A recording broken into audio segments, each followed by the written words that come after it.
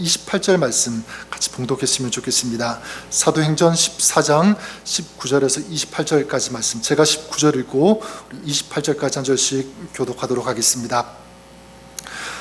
유대인들이 안디옥과 이고니온에서 와서 무리를 충동하니 그들이 돌로 바울을 쳐서 죽은 줄로 알고 시외로 끌어내치니라. 제자들이 둘러섰을 때에 바울이 일어나 그 성에 들어갔다가 이튿날 바나바와 함께 더베로 가서 복음을 그 성에서 전하여 많은 사람을 제자로 삼고 루스드라와 이고니온과 안디옥으로 돌아가서 제자들의 마음을 굳게 하여 믿음에 하고 또 우리가 하나님의 나라에 들어가려면 많은 환난을 겪어야 할 것이니라 하고 각 교회에서 장로들을 택하여 금식 기도하며 그들이 믿는 주께 그들을 위탁하고 피시디아 가운데로 담빌리아에 이르러 말씀을 버가에서 전하고 아탈리아로 내려가서 거기서 배 타고 안디옥에 이르니 이곳은 두 사람가 이룬 그 일을 위하여 전에 하나님의 은혜 부탁하던 곳이라. 그들이 이르러 교회를 모아 하나님이 함께 행하신 모든 일과 이방인들에게 믿음의 문을 여신 것을 보고하고 함께 오래 있으니라. 아멘. 네, 하나님의 말씀입니다. 광고에도 말씀드렸지만 지난 2주 전부터 우리 피파 월드컵 대회가 시작되어서 전 세계를 뜨겁게 달구고 있습니다. 그러니까 미국 대표팀도 굉장히 좋은 성적을 거두고 있고요. 한국 팀도 첫 번째 경기 체코와의 경기를 이긴 승리를 거두었는데 16년 만에 월드컵 첫 번째 경기에서 승리했다, 그런 얘기도 있는 것 같습니다. 굉장히 출발이 좋았죠. 근데 지난 목요일에 멕시코와의 경기에서는 아쉽게도 분패를 하고 말았습니다. 그래도 선수들을 보니까 마지막까지 끝까지 최선을 다하는 그런 모습, 포기하지 않고 끝까지 노력하고 투지를 아끼지 않는 그런 모습을 보면서 좀 마음이 그래도 좋고 좀 흡족하고 고마웠습니다. 저는 이렇게 진행되고 있는 월드컵 이 대회를 보면서 제 마음속에 우리 조국 대한민국 팀을 위해서 이런 응원의 마음을 갖게 되었습니다. 뭐냐면 시작이 좋았으니까 어떤 경기가 마지막 경기가 될지는 모르겠지만 하지만 마지막까지 후회하지 않는 그런 경기를 펼쳐주었으면 좋겠다, 이런 저 나름대로의 응원을 보내고 있습니다. 저는 그런 맥락에서 오늘 저 여러분들이 같이 이 메시지를 좀 나누고 싶은데, 마찬가지 여러분, 우리의 인생도 그런 것 같아요. 우리가 순서대로 태어났지만 마지막 주님 앞에 서는 날 그건 순서가 정해져 있지 않습니까? 우리의 인생에 이렇게 마지막 시간은 다르지만 하지만 우리의 인생의 마무리는 다 아름다웠으면 좋겠다, 후회하지 않도록, 그런 마음의 소원을 가지면서 이 말씀을 좀 같이 나누기를 원하는데요. 오늘 이 말씀, 바울과 바나바가 1차 선교 여행을 마치고 안디옥으로 돌아와서 이제 보고를 하는 그런 내용, 장면입니다. 그래서 마지막 부분 27절, 28절을 보면 그들이 이르러 교회를 모아 하나님이 함께 행하신 모든 일과 이방인들에게 믿음의 문을 여신 것을 보고하고 제자들과 함께 오래 있으니라, 이렇게 말씀하고 있습니다. 선교 여행을 마치고 돌아온 다음 하나님께서 하신 일, 하나님께서 행하신 이방인들에게 믿음의 문을 열어주신 그것을 보고하고 있는 것입니다. 저는 이 말씀을 읽고 묵상하면서 우리의 인생의 마지막을 생각해 보게 되었어요. 우리의 인생에 대해서 성경 곳곳에서 뭐에 비유하냐면 경기에 비유합니다. 경기, 대표적으로 히브리서 12장 1절에 인내로서 우리 앞에 당한 경주를 하며, 이런 말씀이 있습니다. 우리 인생은 어떤 인생이냐면 경주를 하는 인생. 자, 이게 우리 인생, 우리 신앙의 삶의 모습이라는 거죠. 그러니까 이 경기, 시작이 있고 끝이 있는 것처럼 우리 인생도 시작이 있는가 하면 무엇도 있다라고 하는 거죠. 끝도 있다라는 사실입니다. 그래서 바울 사도는 그 인생의 마지막 시점에서 이런 고백을 해요.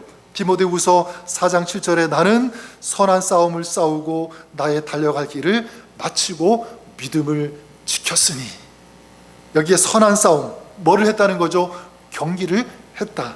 달려갈 길, 레이스를 펼쳤다는 거죠. 선한 싸움을 그렇게 잘 마무리했고 하나님께서 맡기신 이 사명의 길을 끝까지 잘 완주했다라고 고백하고 선포하는 것입니다. 저는 그런 의미에서 여기에 있는 저와 여러분 우리 모두가 이렇게 고백할 수 있기를 바랍니다. 바울과 같이 인생의 아름다운 끝맺음, 마무리를 할 수 있었으면 좋겠다. 전 여러분들이 그렇게 될 수 있기를 주님의 이름으로 간절히 축원합니다. 우리도 언젠가 알지는 못하지만 주님 앞에 서는 날이 올 텐데, 우리 인생을 결산해야 되는 그때가 반드시 오게 될 텐데, 그때 그 마지막 주님 앞에 섰을 때 부끄럽지 않은, 숨거나 피하거나 그러지 않은, 정말 아름답게 주님께 영광 올려드리면서 주님 앞에 담대하게 설 수 있는, 이것이 여러분의 삶, 신앙 마지막 모습이 될 수 있기를 다시 한번 주님의 이름으로 간절히 축원합니다. 자, 그러면 질문, 어떻게 그럴 수 있는가라는 거죠. 어떻게 그런 인생의 삶을 살아갈 수 있는가? 오늘 말씀 속에서 저는 한 두 가지 발견할 수 있다고 생각합니다.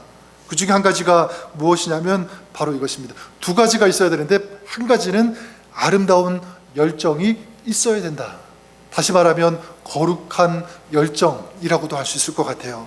아까 월드컵 경기 얘기했는데, 보니까 주변으로부터 들리는 소식이 뭐냐면 LA 사시는 분들 중에서, 가까이 사시는 분들 중에서 지금 멕시코에서 한국 경기가 다 치러지고 있잖아요. 거기까지 가서, 원정 가서 응원을 하시는 분들이 의외로 많다는 그런 얘기를 들었습니다. 생각해 봤어요. 저도 자세히는 모르겠지만 이렇게 보니까 월드컵 티켓 그 입장권이 장난이 아니더라고요. 엄청 비싸요. 그리고 거기다가 또 비행기 타고 가야죠. 거기서 숙식 다 해결해야 되죠. 비용이 아마 만만치 않을 것입니다. 자, 그런데 거기까지 가는 것은 뭐냐면 열정이 있는 거잖아요. 축구에 대한 그 열정이 있으니까 응원하기 위해서 가는 거예요. 오늘 말씀에도 보면 19절에 이렇게 말씀하죠. 유대인들이 안디옥과 이고니온에 와서 무리를 충동하니 그들이 돌로 바울을 쳐서 죽은 줄로 알고 시외로 끌어내치니라. 이게 어떤 상황이냐면, 바울이 루스드라에서 걷지 못하던 사람을 세우는, 기적을 일으키는 그런 사역을 행하게 되죠. 그 이후에 어떤 일이 벌어지게 되냐면, 이 유대인들이 사람들, 이 무리를 충동해서 이 바울을 죽이려고 했다는 것입니다. 돌을 던지고. 그래서 바울이 놀라운 기적을 행하니까 아마도 바울을 이용해서 자기가 뭔가를 좀 이익을 취하려고 했던 것 같아요.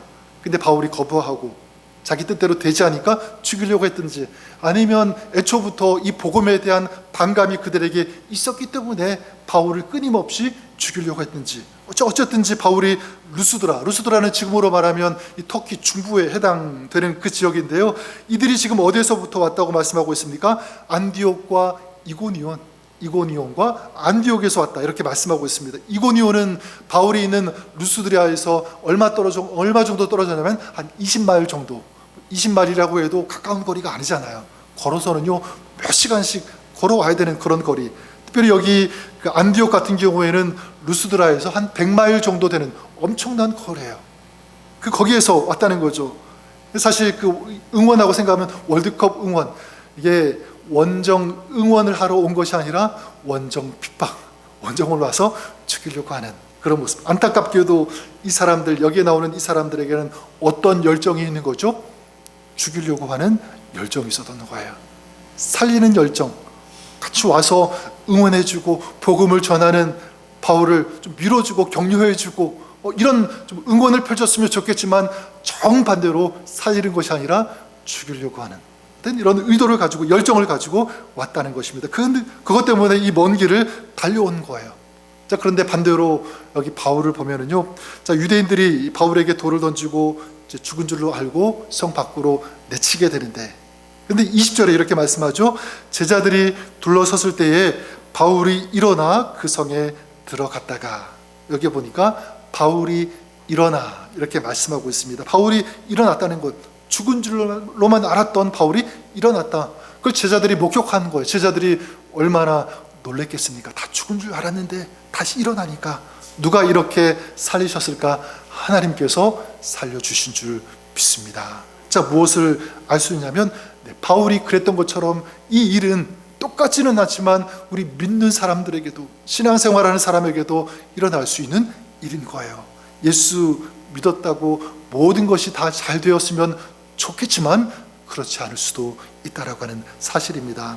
나는 신앙생활 열심히 했는데, 하나님 말씀에 순종했는데 왜 이런 일이 일어나지라고 생각되어지는 그런 일 있을 수 있는 거예요. 그래서 손해 보는 것 같기도 하고 내 인생의 가정이 좀 전진해야 되는데 후퇴하는 것 같은, 예수 잘 믿었는데 그런 경우들을 우리 얼마든지 만날 수 있다는 것입니다. 그러나 정말 감사한 것은 무엇이냐면 우리 하나님께서 일으켜 세워주시는 줄 믿습니다. 패배한 것처럼 보이지만 하나님께서 승리로 이끌어 주신다, 그냥 버려두지 않으신다라고 하는, 우리를 위해서 이렇게 일하시는 하나님, 패배한 것 같은 그런 상황 가운데서도 우리를 다시 일으켜 세워주시는 하나님이 저와 여러분 우리의 하나님이신 줄 믿습니다. 근데 놀라운 것은 무엇이냐면 바울이 이렇게 거의 죽었다가 다시 살아난 거예요. 근데 20절 말씀 보니까 이렇게 말씀하죠. 바울이 일어나 그 성에 들어갔다가 이튿날 바나바와 함께 더베로 가서 그 성에 들어갔다 말씀하고 있습니다. 그 성이 어디일까요? 루스드라 성인 거예요. 루스드라, 어떤 성입니까? 자기를 죽이려고 돌로 쳤던 그 현장, 그곳으로 지금 바울이 다시 들어갔다라고 말씀하는 것입니다. 여러분, 한번 인간적으로 상식으로 생각해 보시면 이해가 안 되죠. 그렇지 않습니까? 조금 전에 자기를 죽이려고 했던 그 장소에 또다시 들어간다, 납득이 잘 되지 않아요. 그렇지 않습니까? 다시는 나는 저곳에 가지 않겠다, 이게 정상 아닙니까? 쳐다보지도 않겠다, 이런 마음이 드는 게 정상인 거예요. 자, 그럼에도 불구하고 바울은 다시 그곳으로 들어갔다라고 말씀하고 있습니다. 어떻게 그럴 수 있는가? 자, 여기에 대해서 알 수 있는 것, 우리 21절 말씀 우리 다시 한번 같이 읽어보도록 하겠습니다. 어떻게 그곳으로 다시 들어갈 수 있었는가? 우리 21절 말씀 읽어보겠습니다. 시작. 복음을 그 성에서 전하여 많은 사람을 제자로 삼고 루스드라와 이고니온과 안디옥으로 돌아가서. 자, 왜 루스드라로 다시 들어갔습니까? 무엇을 하기 위해서? 복음을 전하기 위해서.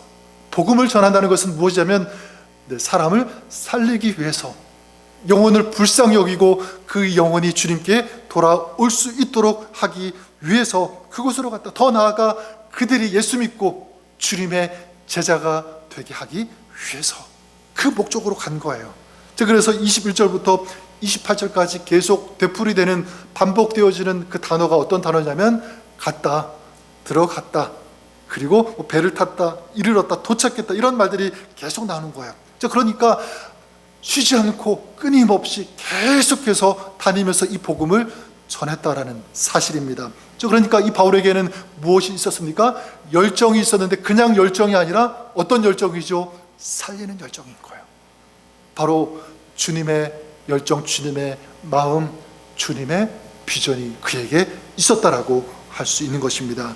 여러분, 그렇게 본다면 우리 삶에도 다 열정은 다 누구에게나 있는 것 같아요. 그렇지 않습니까? 근데 문제는 무엇이냐면 문제는 그 열정이 누구를 위한, 무엇을 위한 열정인가라는 것이 문제입니다. 어떤 사람은 돈을 향해서 열심히 열정을 쏟기도 하고, 어떤 사람은 자기 명예를 위해서, 인정받는 것을 위해서, 성공하는 것을 위해서, 만족을 위해서, 어떤 자기의 즐거움, 어떤 만족을 채우기 위해서 열정을 쏟고, 그리고 자기의 힘, 이런 것들을 소비하는 사람들이 있습니다.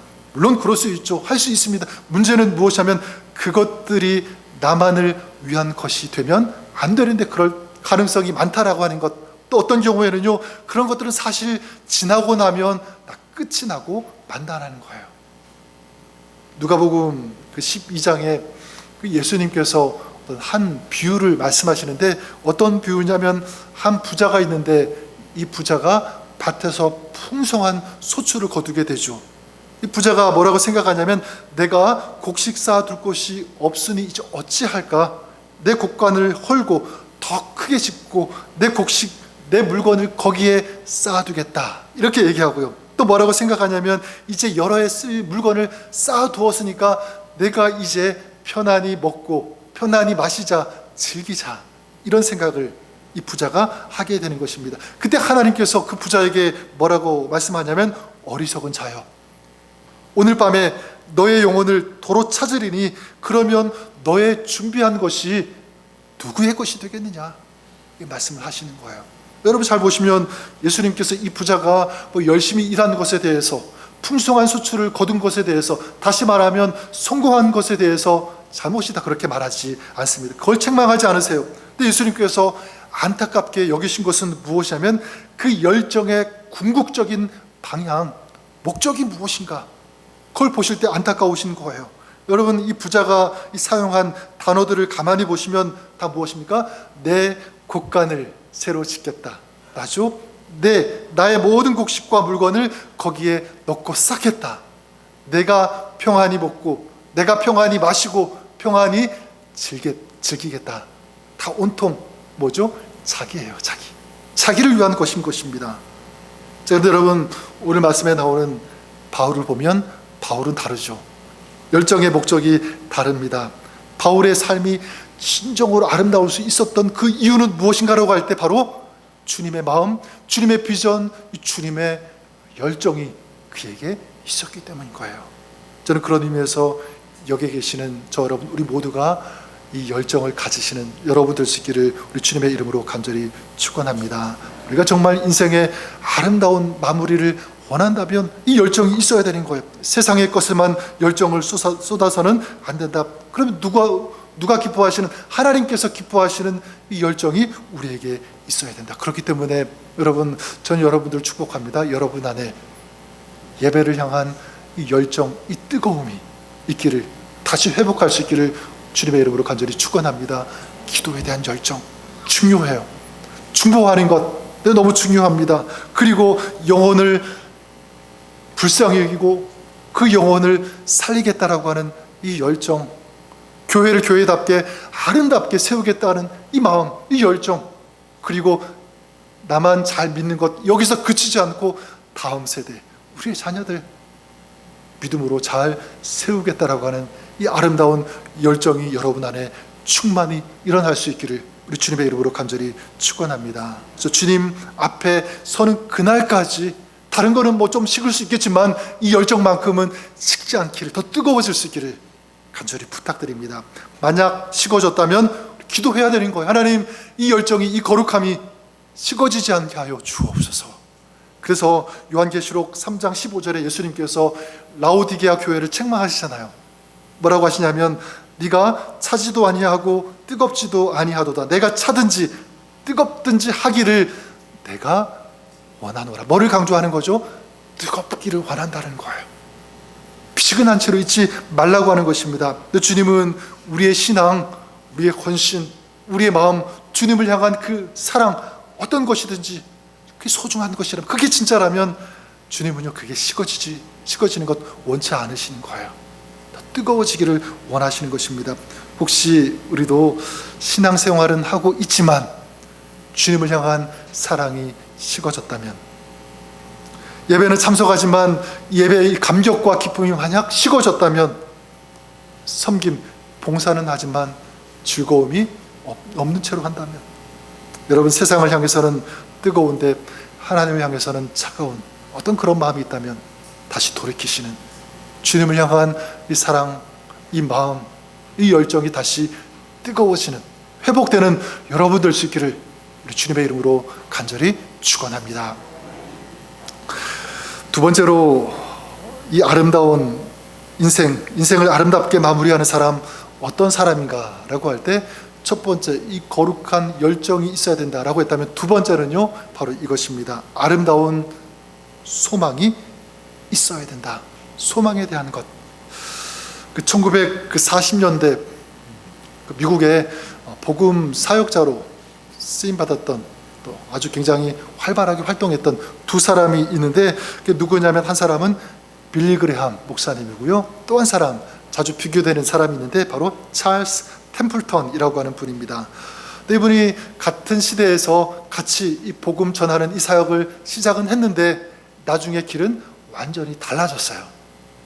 당시에 많은 사람들은 이 템플턴이 빌리 그레함보다 더 위대하게 쓰임받을 것이다, 더 뛰어난 설교자가 될 것이다, 이렇게 생각을 많이 했다라고 합니다. 왜냐하면 이 템플턴이 일단 외모가 더 수려하고 멋있고 잘생겼다라고 해요. 그것도 중요하고, 또 뭐 탁월한 연설 능력도 가지고 있었고 뛰어난 어떤 지성도 가지고 있었기 때문에 템플턴을 더 우선시하고, 그리고 더 잘 될 것이라고 생각했던 것 같습니다. 그런데 이 템플턴 어떻게 되냐면 나중에 자기 신앙을 버리게 되죠. 하나님과 멀어지게 됩니다. 그리고 자기를 소개할 때 사람들에게 자기는 불가지로운 자다 이렇게 소개를 합니다. 불가지로운, 그러니까 하나님이 있는지 없는지 우리 인간은 알 수 없다 이렇게 얘기하는 거예요. 어떻게 알 수 없습니까? 하나님이 다 말씀하셨는데, 말씀이 있는데, 근데 그렇게 소개하는 거예요. 그리고 나중에 말년에 Farewell to God이라고 하는 그런 책도 쓰게 되죠. 하지만 이 빌리 그레이엄 목사님 1940년 후반대부터 전 세계 다니면서 복음을 전하는 그런 사역을 감당하시게 되는데, 통계를 보니까, 자료를 찾아보니까 이 목사님의 설교 말씀을 직접 들은 사람이 몇 명이나 됐냐면 2억 명이 넘는다 그래요. 굉장히 많은 숫자가 이 목사님의 설교 메시지를 들은 것입니다. 여러분 보세요. 이 두 사람 출발은 같았습니다. 같은 출발선에 섰지만 한 사람은 끝까지 믿음을 지키면서 사명을 감당했고, 그리고 다른 한 사람은 믿음에서, 하나님에서 멀어지는 그런 삶으로 끝나고 말았다는 사실, 이것입니다. 여러분, 어떻게 이렇게 그들은 다른 길을 걸어갔을까? 여기에 대해서 여러 사람들이 연구를 했더라고요. 대표적으로 그 리 스트로벨이라고 하는 분이 있는데, 예수는 역사다라고 하는 아주 유명한 책도, 여러 가지 책을 쓰신 분인데, 이분도 그 시카고 트리뷴지 기자였습니다. 이분이 기독교를 반박하기 위해서 예수님의 부활, 이 성경을 연구하기 시작한 거예요. 조사하기 시작했습니다. 그러면서 많은 증거들 앞에서 예수님의 부활이 진짜다, 예수님은 살아계신 분이다, 참된 하나님이라는 것을 알게 되고 믿게 된 거예요. 그분이 이제 템플턴, 이분을 직접 만나서 인터뷰도 하고 이제 정리해서 발표를 했는데, 이분이 빌리 그레이엄과 찰스 템플턴의 이 결정적 차이는 무엇인가 라고 할 때 이걸 짚었습니다. 바로 신뢰였어요. 신뢰. 두 사람 모두 뛰어난 설교자였고 뛰어난 뜨거운 열정을 가지고 있었다. 근데 어떤 의심이 찾아왔을 때, 믿지 못하는 어떤 그런 부분들이 있을 때, 말씀 속에서든지 여러 가지 일들이 있을 수 있겠죠. 그때 누구를 더 신뢰했는가? 템플턴은 자기를 신뢰한 거예요. 자기의 지식, 자기의 경험, 자기의 지성, 이성, 이런 것들을 가지고 판단하는 거죠. 자, 그런데 빌리 그레이엄 목사님은 끝까지 하나님의 말씀을 더 신뢰했다. 이게 그분의 의견, 발표 내용. 근데 저는 여기서 더 나아가 한 가지가 더 있다고 생각합니다. 이건 제 나름대로 생각한 건데, 그것이 무엇이냐면 이 두 사람의 차이점, 무엇이 그렇게 다르게 끝이 나는가라고 할 때, 제가 생각할 때 제가 발견한 것은 무엇이냐면 바로 하늘 나라에 대한 소망이 아닐까 저는 생각했습니다. 하늘 나라에 대한 소망. 빌리 그레이엄 목사님은 믿은 거죠. 생각한 거예요. 지금 내가 살아가는 것, 지금 내가 사역하는 것, 이 인생의 삶 여기서 끝나지 않는다. 끝나면 하나님 앞에 서게 될 것이다. 주님 앞에 서게 되는 그 날이 올 것이다. 이걸 바라보는 거죠. 인식하고 있었던 거예요. 그 하나님 나라를 소망하고 살았고, 반대로 다른 분은 그렇지 않았습니다. 이게 죽으면 끝이지 뭐가 더 이상 있겠는가? 이 차이점. 오늘 말씀에 보면 바울이 그랬습니다. 22절에 보면 제자들의 마음을 굳게 하여 믿음에 머물러 있으라 권하고, 또 우리가 하나님의 나라에 들어가려면 많은 환난을 겪어야 할 것이라. 자, 보십시오. 바울이 믿음에 머물러 있기를 바란다, 이것을 전하게 되죠. 그런 다음에 무엇에 대해서 얘기하고 있습니까? 하나님 나라, 하나님 나라에 들어가려면, 이렇게 말씀하고 있어요. 그러니까 바울이 사역하면서 살아가면서 계속적으로 바라본 것, 인식하고 있었던 것, 관심을 가지고 있었던 그 소망이 무엇이죠? 바로 하나님 나라, 하늘 나라였던 거예요. 여기에 하나님 나라에 들어가려면 많은 환난을 겪어야 한다, 이렇게 말씀을 하고 있는데, 여러분 그래요. 하나님 나라에 들어가기까지의 삶 결코 순탄하지 않다라는 것을 분명하게 우리에게 말씀하고 있습니다. 편하지 않다라고 하는 것, 그랬으면 좋겠지만 우리 신앙의 삶은 결코 그럴 수 없다. 하나님 나라에 들어가기까지. 근데 뭐라고 외치는 거예요?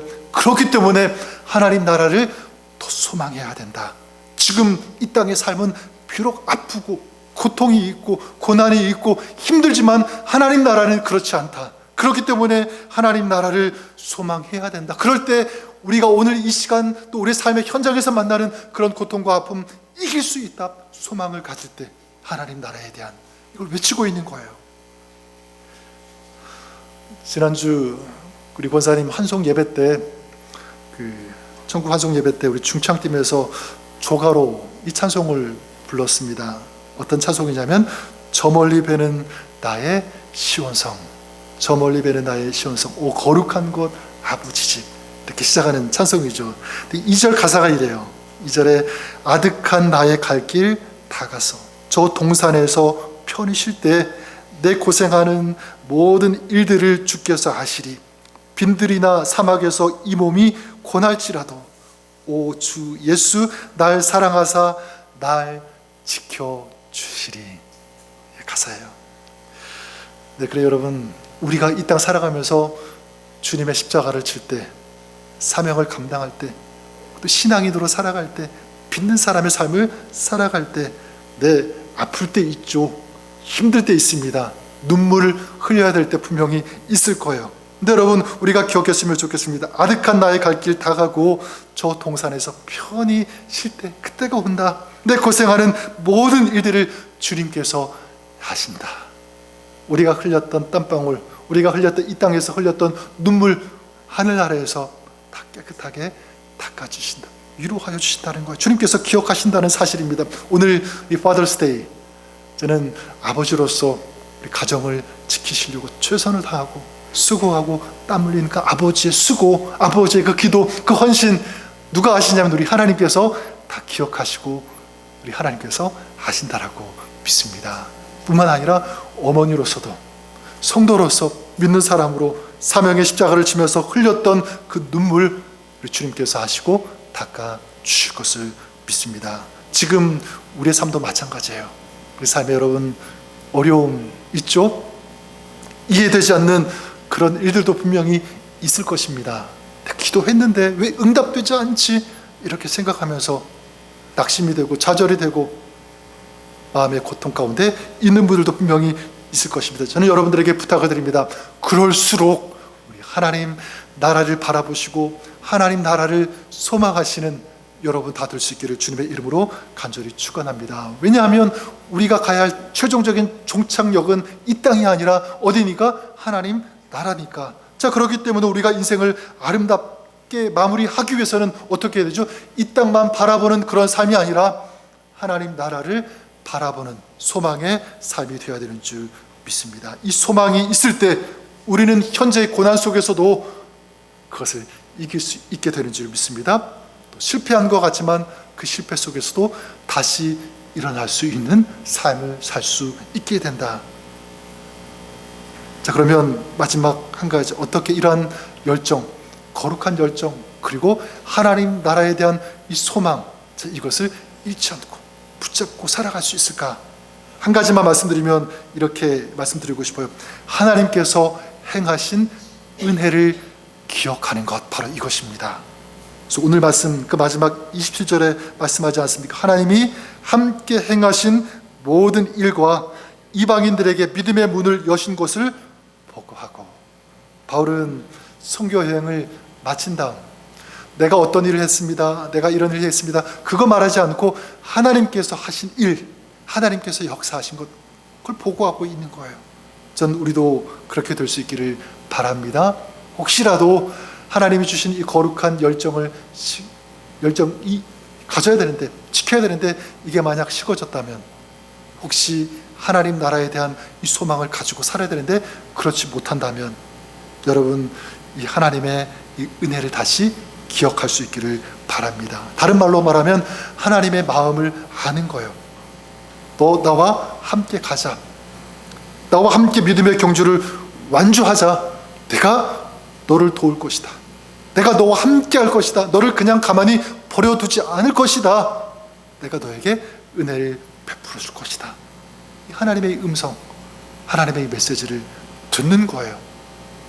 그래서 하나님의 은혜를 기억하면서, 이 기억하는 사람은 어디까지 가게 되면 또 기대하게 되죠. 하나님, 지난 시간 동안 나를 붙잡아 주신 하나님께서 앞으로 내가 살아가는 동안도 하나님께서 은혜 가운데 지켜주시고 동행하여 주실 것을 나는 믿습니다. 그 은혜 허락하여 주옵소서 기도하게 되는 것입니다. 사랑하는 여러분, 오늘 우리가 이렇게 하나님의 은혜, 하나님의 마음을 기억하면서 감사하면서 이 거룩한 열정을 가지고 또 한 가지 하늘나라 이 소망을 가지고 살아가는 여러분들 수 있기를 우리 주님의 이름으로 간절히 축원합니다. 그럴 때 우리가 주님 앞에 서게 되는 날 착하고 충성된 종아, 우리 아까 집사님 기도해 주셨던 것처럼 우리 주님께서 우리를 그렇게 불러주실 것이고요.